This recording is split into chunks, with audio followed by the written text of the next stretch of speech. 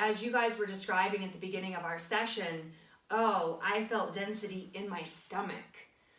This is an example of how the vagus nerve is taking information from our organs and viscera and relaying it back to the brain. So big part of our felt sense here. But if we can use this as a highway for vibration, we can begin to, the parts of us that feel very contracted when we're stuck in stress, what's happening is that our organs and viscera are in a state of contraction, and it's relaying the information to the brain that we need to stay contracted, that it's only safe to be contracted. And so this practice can help relay the information to the brain that it's okay to expand.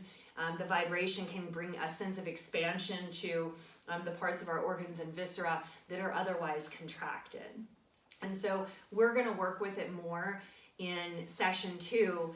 And session 2 is all about our protective energy consciousness. So we've all had those experiences where it's like, I really want to create a new experience, but when I go to do that, there's something in me that just shuts me down, or there's just this resistance.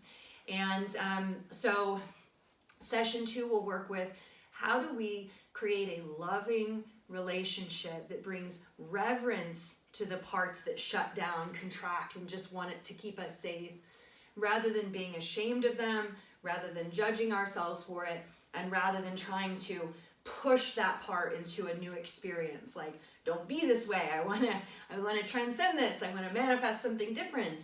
And that pushy, aggressive approach tends to create more resistance and further dysregulates our nervous system, whether we're aware of it or not.